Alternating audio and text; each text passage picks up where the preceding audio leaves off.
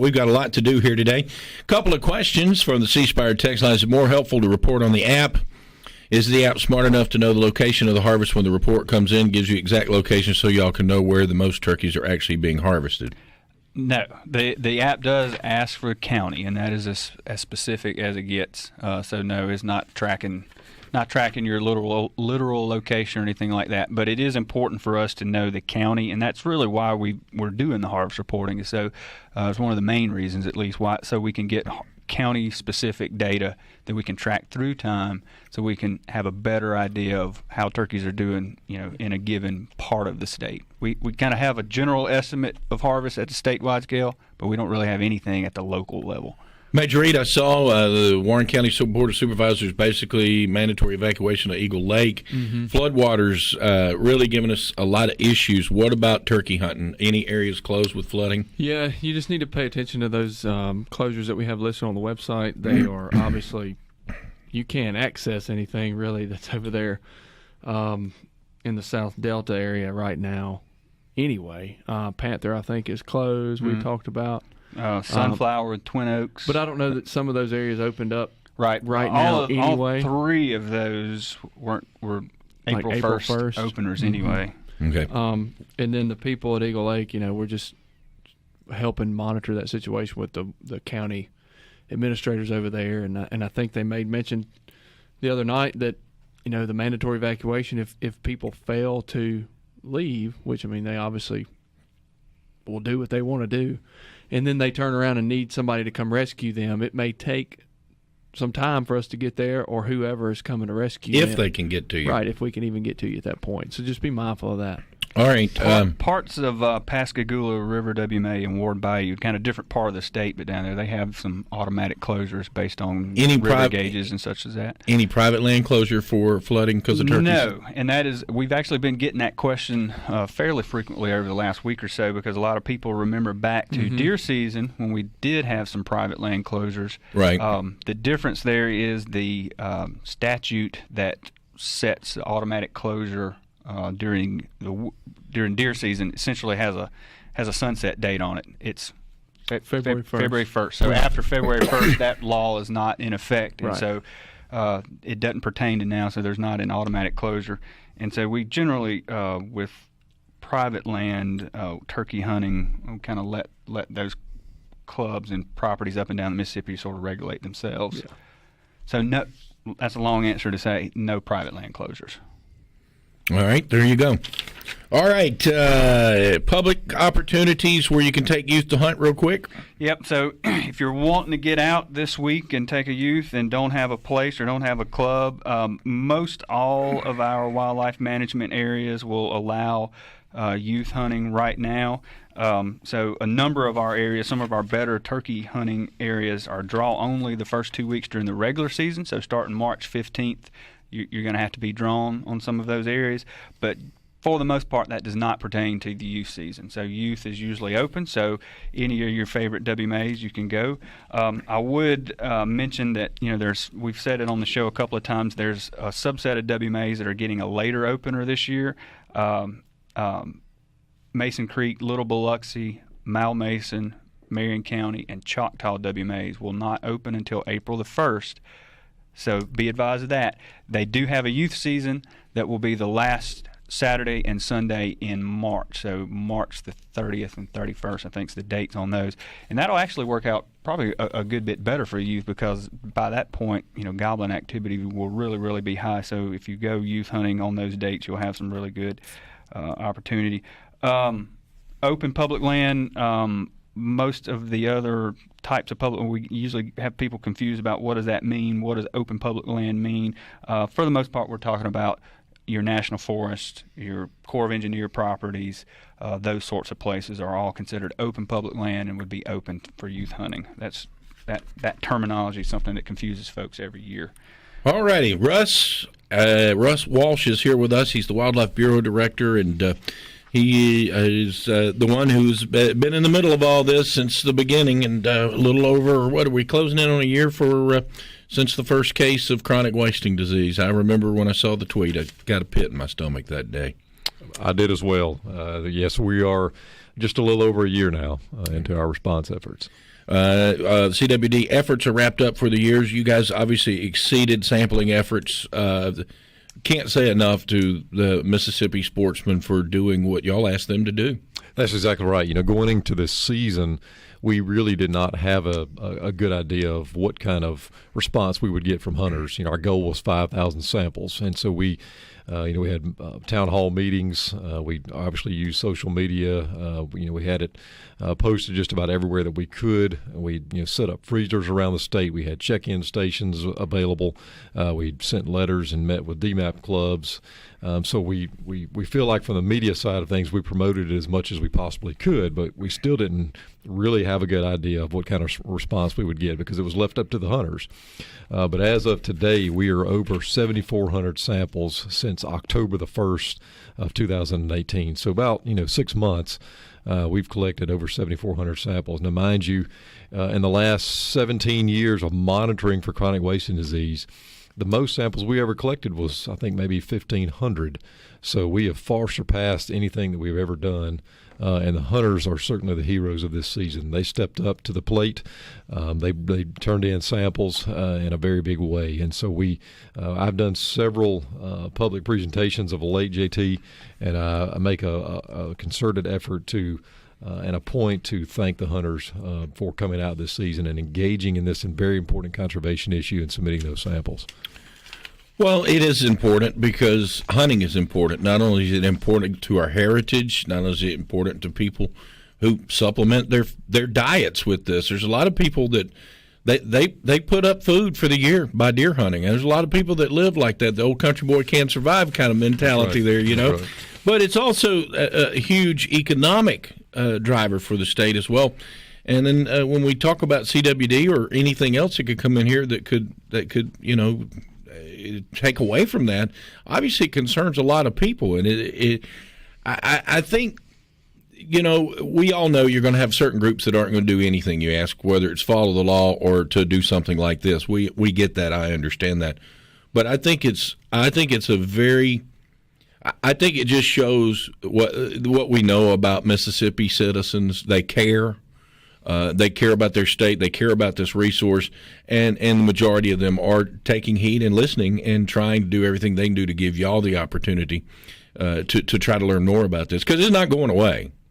That's right, and an important point to make, and we tried to do this as well. Hunters, to address this issue and to win with this issue, they have to continue doing what they've always done. They can't change that. So if you grew up hunting, and your dad took you hunting, you've got to do the same thing for your kids. Because if we are going to properly mitigate and hopefully manage CWD in this state, hunters have to continue to go out there and harvest deer and do what they've always done. I told this to somebody, and if you want to steal it, you can. If you don't want to, I don't care. My father-in-law was in the Pentagon when it got hit, okay? He drove to the Pentagon the next day after it was hit. He wanted to go to work. He wasn't going to let it stop him. So that's kind of what I tried to say. Of course, they sent him back home. But I try to tell people all the time, think of it sort of like a terrorist threat, if you will. Don't let this CWD stop you from what you've been doing. That's right. Don't let it alter the way you normally go about things other than after you harvest a deer. Do what they ask you to do. Take it for your peace of mind, but also to help with the research. That's right. And hunters this season, regardless of why they submitted that sample, some, again, it was peace of mind, some because they're deeply concerned about CWD and what it might mean for our deer populations. Regardless of why they brought that sample, the bottom line is they did it in a very big way. Obviously, we're going to continue to work with this as far as CWD is concerned. Russ, we do know a lot of people keep expecting and wondering when the new management zone is going to be put out. Obviously, we're talking about, Tallahatchie County and Panola County. A lot of people are kind of waiting with bated breath about where it's going to be and where we're going to go from here. When will we know something about that? Well, each year, JT, as it pertains to our WMAs or any other large regulation changes, that's typically done in our April commission meeting. So those have time to be vetted and they go final, and then we have time to prepare regulations. Of course, the Outdoor Digest and all that has to be printed during the summer. So we normally present all of that in the April Commission meeting. So we will likely present the new zone at that Commission meeting, because we will be presenting other regulations at the same time. So we wanted to, again, we still had some samples that were outstanding, so we didn't want to just hurry out there with a new zone. We wanted to vet it and make sure that, again, we are looking at all the information that we have to make the best zone possible that makes the most sense and is biologically sound. As we continue to collect samples, what kind of changes do you think we'll see next year, man? So certainly the freezers that we had across the state this year were the most successful. So we will certainly be looking at having more freezers around the state, so that hunters have more opportunity to get their samples to us. And where those exactly will be, we'll have to look into that. We tried to utilize state venues as much as possible, whether they be state parks or WMAs, and we will likely have to branch outside of that somewhat. But certainly we hope to have more access available for hunters to be able to submit those samples. And again, we probably will target some areas that we need more samples from. We had a good year this year, and over 71% of our counties met their CWD sample goal this season. So again, testament to the hunters there. But we still have some holes, and so we'll likely have some focused effort in some more counties and really ramp our efforts up there to collect hunter harvested samples as well as road kills. And we obviously had a big, y'all obviously had a big, I guess you will, CWD powwow, if you will, up in, presumed Starkville with MSU.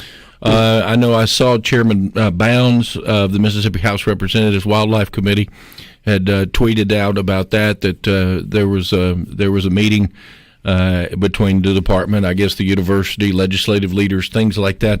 Tell me what came out of this meeting. Yeah, so let me give you a little backstory there. So last legislative session, Chairman Bounds and the legislature appropriated some funds to the MSU Diagnostics Lab in Pearl for a ELISA testing machine so that we can do in-state testing for CWD. So this season, 97% of our samples went to the MSU Diagnostics Lab. And so, one, it saved money, and so that we didn't have shipping costs and other costs associated with testing. The ELISA test is the cheaper of the test, so we were able to do all of that in-state. And also, when you look at turnaround, you're doing this number of samples. Had we had to ship those out of state, it would have been a longer waiting time for hunters, as well as us, waiting results. So this hunting season, we were able to turn around results in about 8 days. From the time we collected a sample to the time we got the results back, it was roughly a week. So for a hunter, waiting for that sample or waiting for their sample results before they process a deer, it was fairly expedient for them. So definitely a tip of the hat and a thank you to the legislature for appropriating those dollars for that testing machine for the diagnostics lab.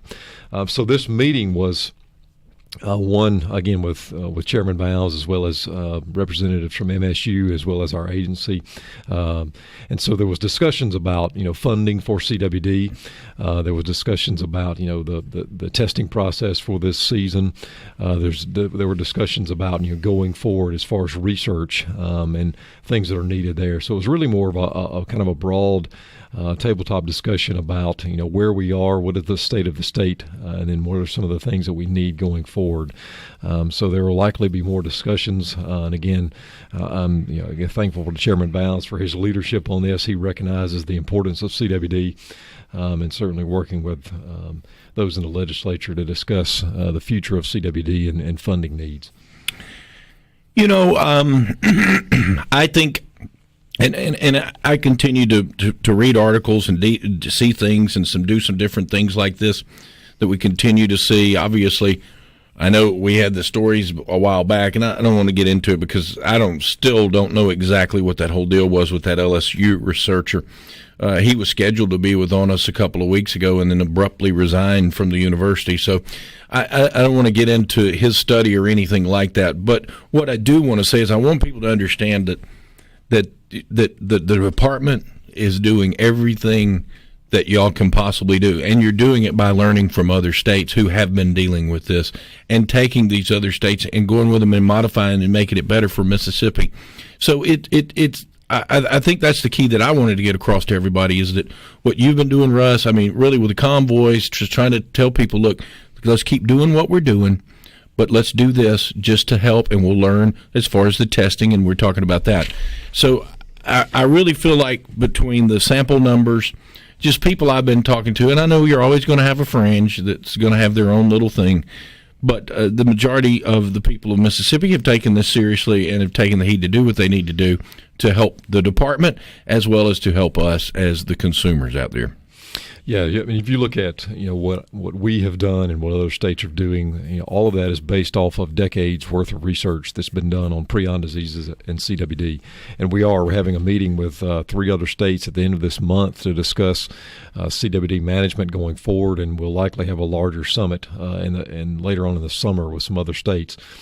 So certainly we are learning as much as we can from the top scientists in the country, if not the world, as well as other states that have been down these roads and have vetted this process and have learned from trial and error, and we are certainly visiting with them. And you alluded to it. It is very important to remember, and I've tried to make this point on several occasions now, that in the history of conservation, and you look at the successes that we've had in this country of bringing, some animals back from near extirpation, and some of the other successes we've had in the conservation movement, this is not really any different. And this is, all of the conservation successes that we have had have really been done on the backs of hunters, the people that buy the hunting licenses, the people that buy guns and ammunition, fishing tackle. All of the dollars that they spend go into conservation. And so that's why it's so important for hunters to continue doing what they have always done. Go out there, enjoy the outdoors, harvest deer, buy your hunting license, continue to buy sporting goods products, because your dollars will help us be successful in addressing this conservation issue that the one of today is going to be CWD. But we can do this, but we can only do it with the continued help of hunters. Russ Walsh here with us as we continue to talk about CWD and its effects here. I guess the last question, will y'all sample even though hunting season's over at some point before it starts back? The only thing that we may do right now is obviously you'll continue to sample roadkill, sure, things like that. We'll continue to collect what people call in, different things like that. That's right. We may have herd health evaluations like we do every year, right, and have done for a long time, but most of the sampling will be done again through continued roadkill and any HHEs we do. Major Reed, I keep getting this question a lot. If I see a sick deer, what do you want me to do? I mean, if I see one clinical, should I put it down? No. Okay. Report it. Okay. Mm-hmm. We'll get out there and try to get to it, because we don't want to put the discretion into the public's hands, where unfortunately people may use that and go on out there a little further than they need to. So the answer is no. As we're going to give you the final word here today, let's wrap up the turkey season forecast. Yeah. So JT, we're youth are open. Youth are doing it, and then grown-ups on Friday. So March the 15th. Is the big opener of the turkey season. I'm pretty excited about this year. Turkey. All right, let me ask you this. Just random questions. He's going to ask me a specific spot, JT. That's what he's going for. I'm not. It's supposed to rain like cats and dogs Wednesday night and all day Thursday. Mm-hmm. And then they're saying, the weathermen sometimes get forecasts wrong. Mm-hmm. And they're saying Friday and Saturday is supposed to be cold but sunny. Right. Will that be good conditions or not good? Sunny is always better. Cold is hard to figure out. Mm-hmm. Sometimes they will really gobble on a cold day. Sometimes it'll shut them down. So it's hard to say. But I would say the fact that we're that long range forecast is looking all the way through the middle part of next week is going to be sunny, bluebird skies. Don't think that should be good. Is it a good week to maybe try to get out there and pursue the It's always a good week to try to get out wily there. gobbler. It's always, but the good thing about Mississippi season is, the best. It usually gets better as it goes. So we open the season pretty early in the breeding season, which is good in that we get a lot of opportunity. We get to start earlier than a lot of other states, but we also, as the season progresses, the gobbling activity will get better and better and better.